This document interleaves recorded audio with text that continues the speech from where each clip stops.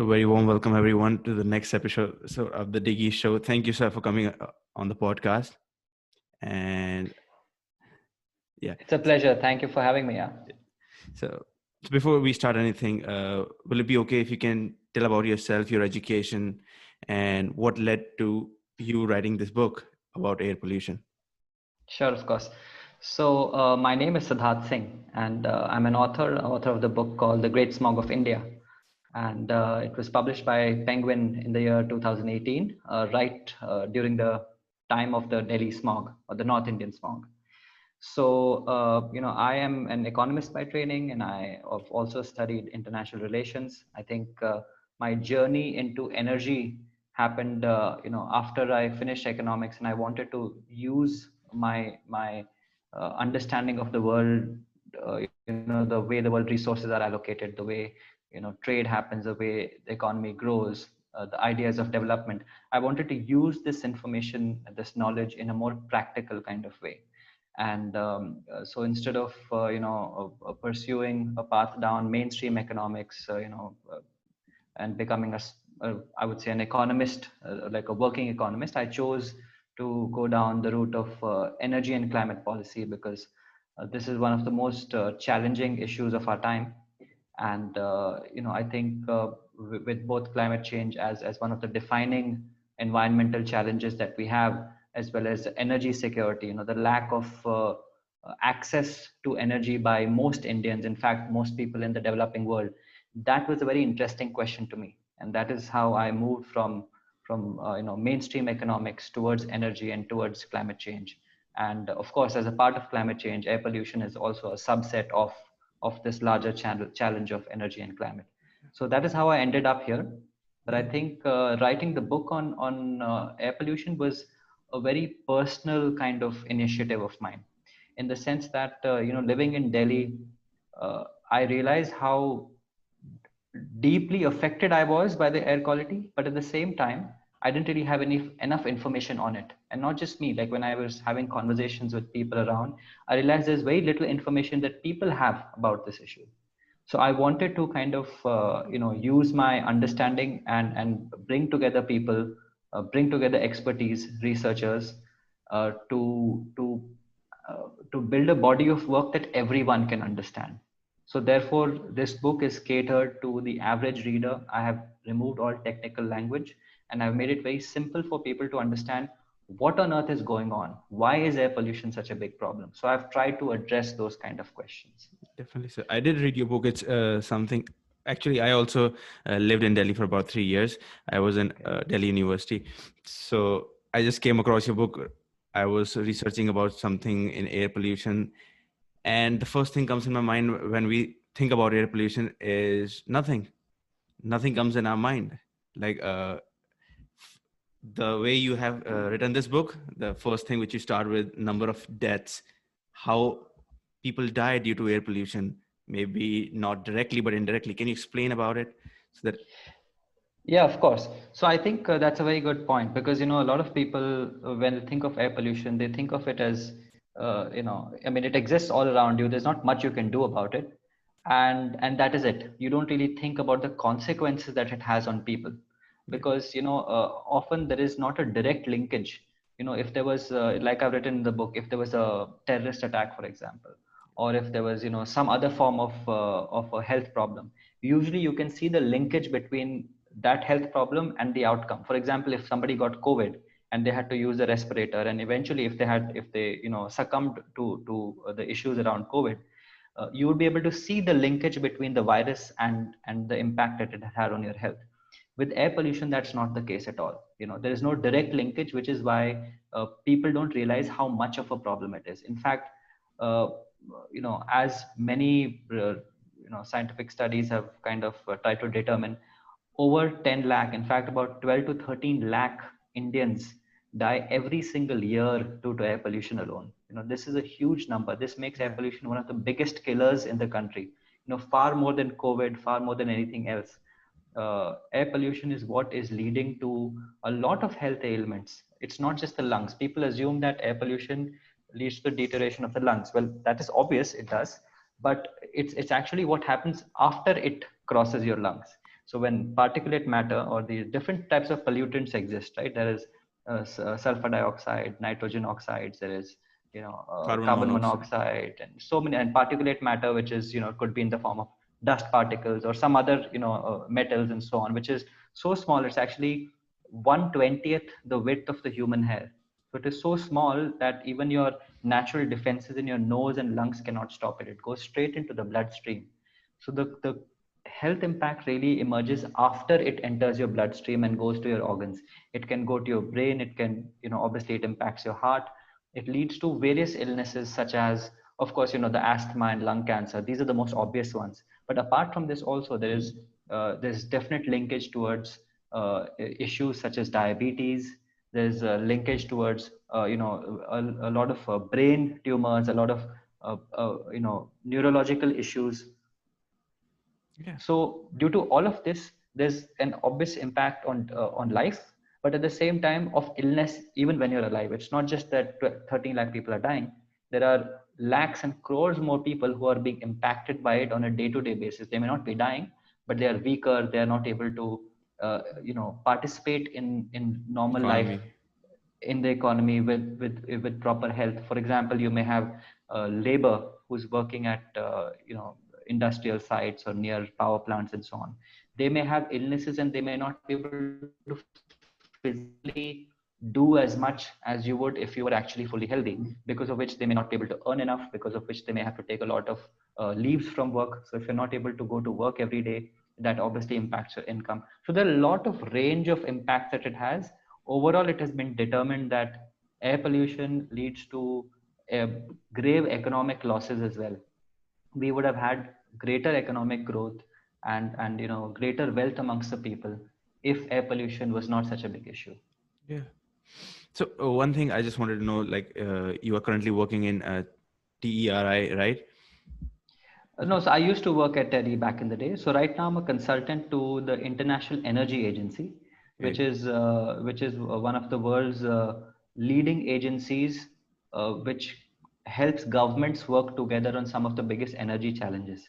So I used to work at the Energy and Resources Institute about I think 4 or 5 years ago now, and since then I have done interesting projects both on India as well as abroad on the issues of energy and climate change. So, yeah.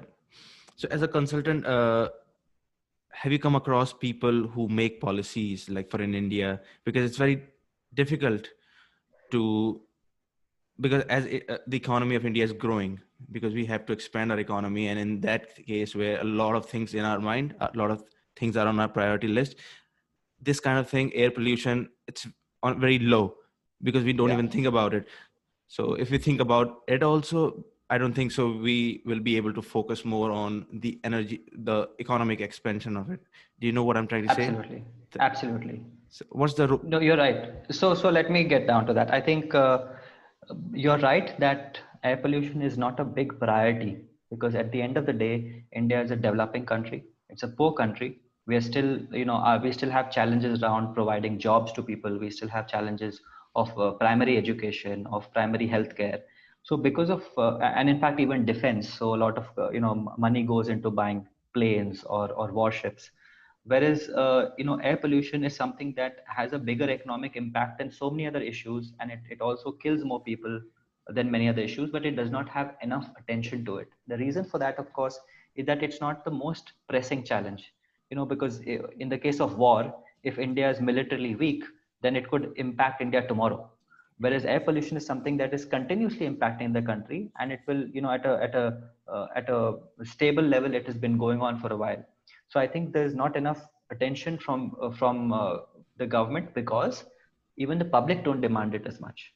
If there is less awareness, for example, a lot of people in the country have diabetes. It's one of the biggest health issues that Indians have, and yet most people don't realize that their diabetes may be coming from air pollution, or air pollution may be making it worse. So unless there is a understanding amongst the people the how air pollution impacts you, then you will not demand changes on this front from the government.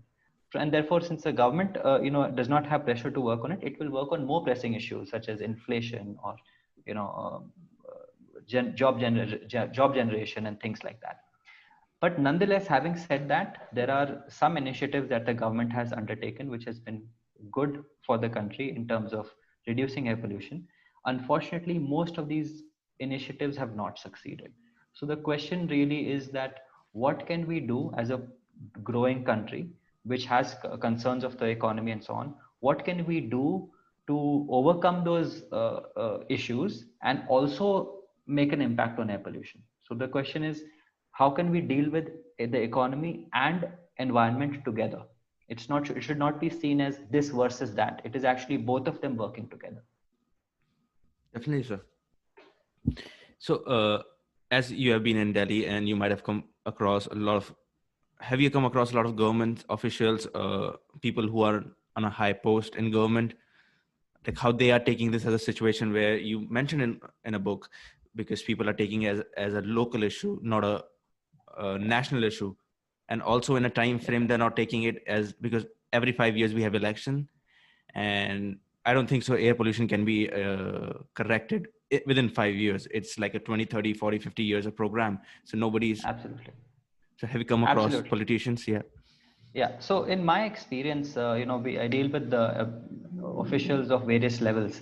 I think there is a definite understanding that air pollution is an issue. As an example, when I go to a bureaucrat's office, you will very often find that there is a air purifier.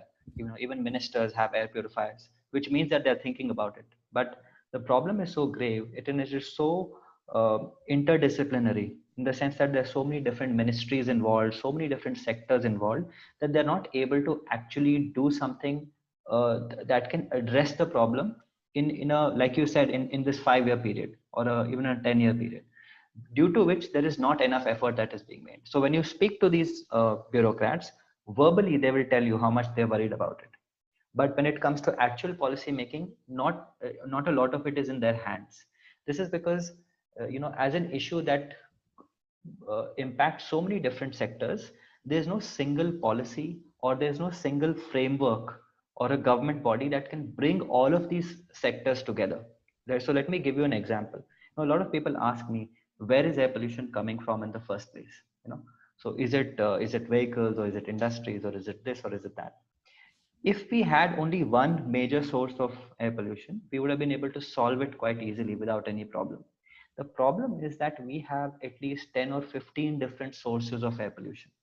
Okay, we have, for example, we have industries, we have road construction, we have energy generation, we have this crop burning, agriculture fires, we have vehicular air pollution, we have air pollution that comes from cooking using wood or coal instead of gas or electricity. So there are at least a dozen sources of air pollution, and all of them have a very small share in the whole.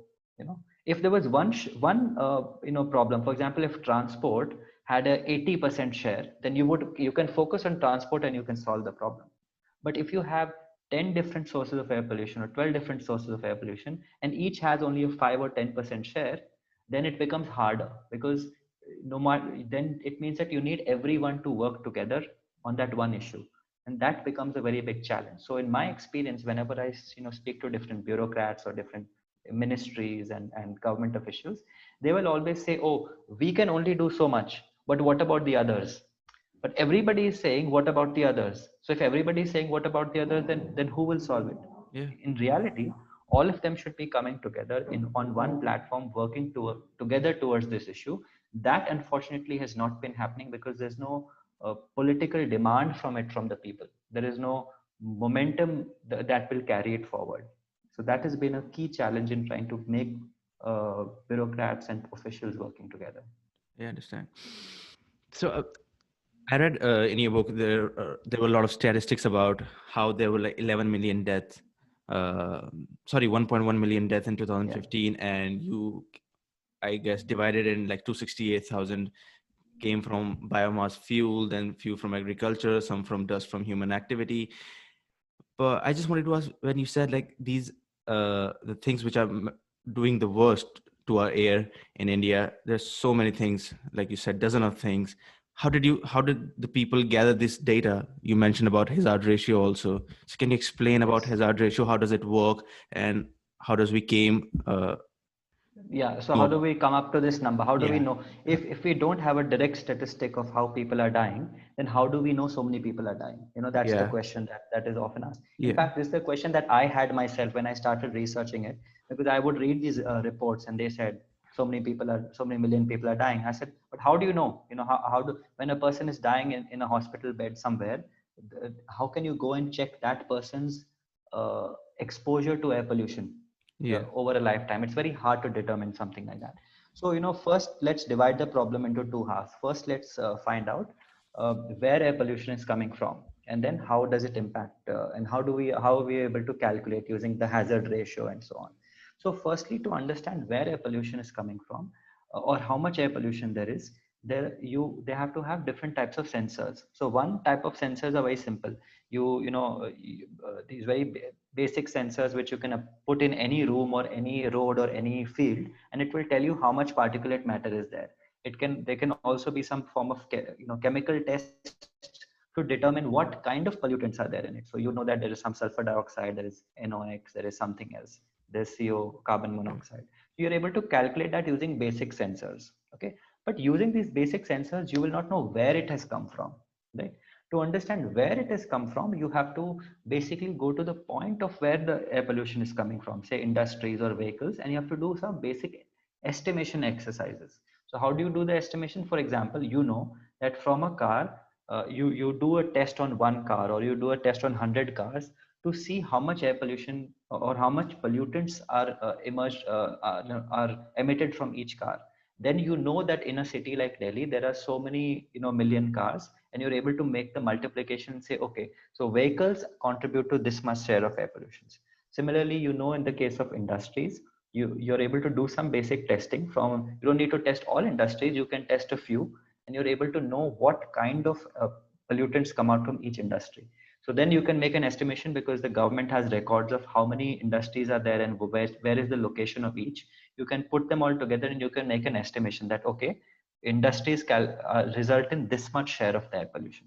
So this is the way you kind of make a basic broad estimation. And you can also use satellite data, because with some satellite data from NASA and from ISRO and so on, you're able to actually see what the specific location is of that air quality, where it is.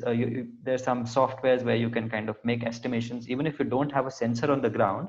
Using the satellite data, you are able to kind of generally understand where air pollution is coming from and how bad it is in any given location. Okay, so that is one step of the problem. Second step is, how do you know that it impacts the human body and it leads to so many deaths? So for this, there have been studies done everywhere around the world. It has been done in the US, it's been done in India, it's been done in many other countries, where they see the impact of certain amount of air pollution levels on the human body. So for example, they will take 2 lakh people. Okay, so 1 lakh people will be in areas which have high air pollution, and another lakh people will be in areas which have low air pollution. Then they will track these people down for 10 years or 20 years to see the impact of air pollution on this population. So for example, I'm making a small example, it's yeah, not a real study, I can, so that you can understand. For example, the 1 lakh people which had high air pollution, maybe a certain percentage, say 15%, ended up having some disease. But in these 1 lakh people which did not have which were not in the higher pollution area, they had only a 2% chance of getting that disease. So then you will normalize for other things. You will also test if all other things are equal, such as water quality, food, income levels. You will control for all of those things, and you will realize that yes, in fact, there was a 10% increase in this disease because of air pollution alone. So, doing such studies, they came out with a hazard ratio. Hazard ratio means that they estimated that for every unit increase in air pollution, there is particulate matter. yeah, There's a 6% increase in deaths.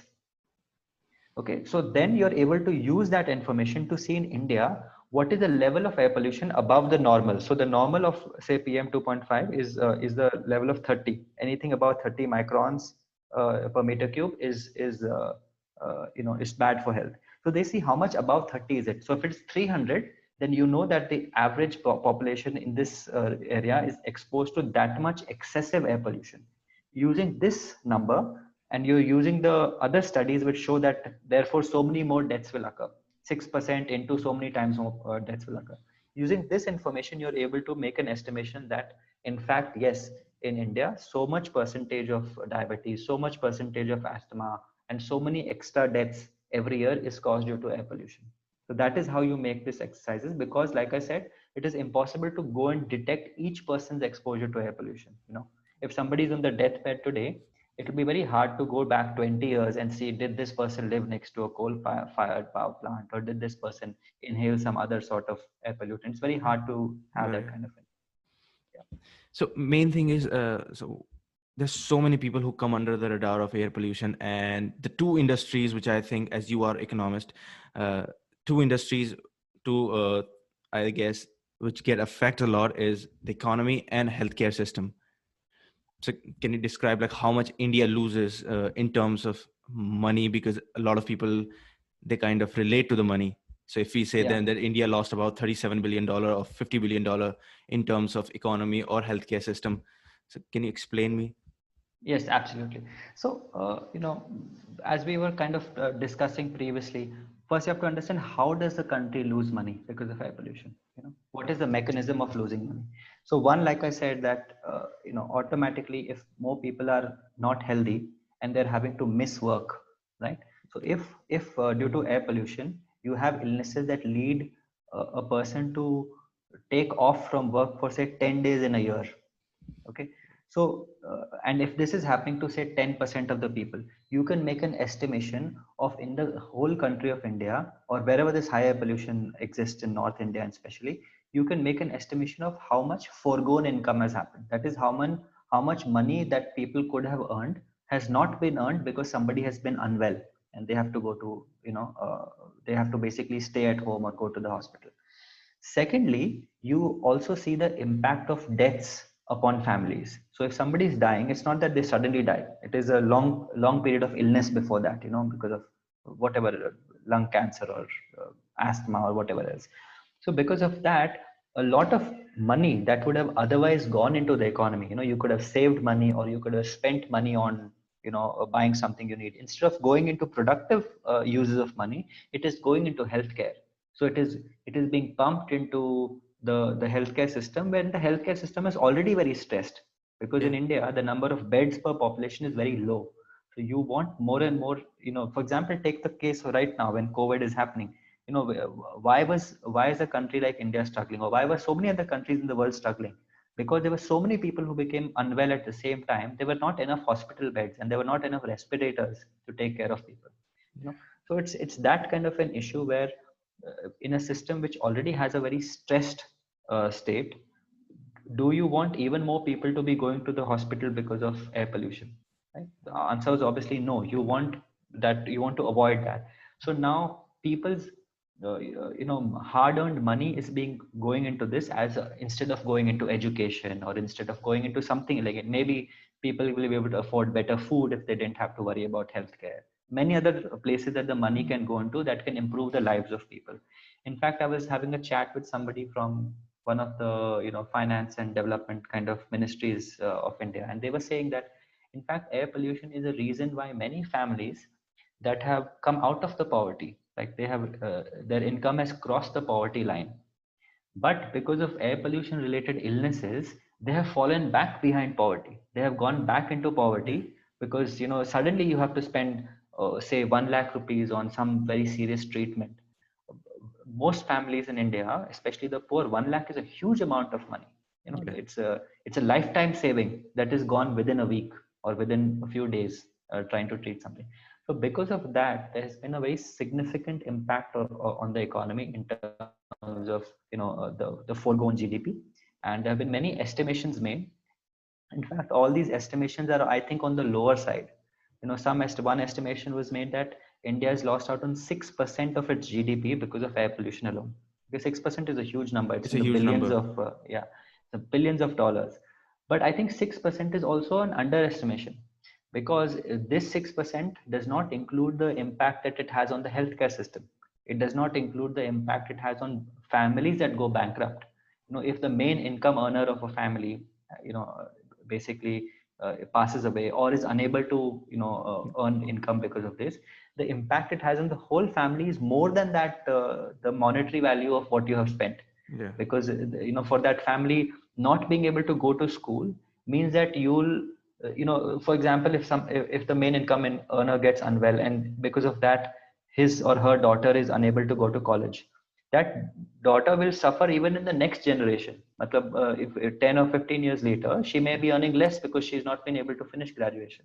Yeah. So these are the kind of impacts that this monetary figure they is not able to capture. So in fact, 6% is an underestimation. It is in fact much more than that. Yes. As and when we have better ways to calculate, I think we will come up with a more accurate number. But it's either way, it is a very scary number. Yeah, it's very high because I don't think so. We spend more on R&D, research and development, more than like 2%.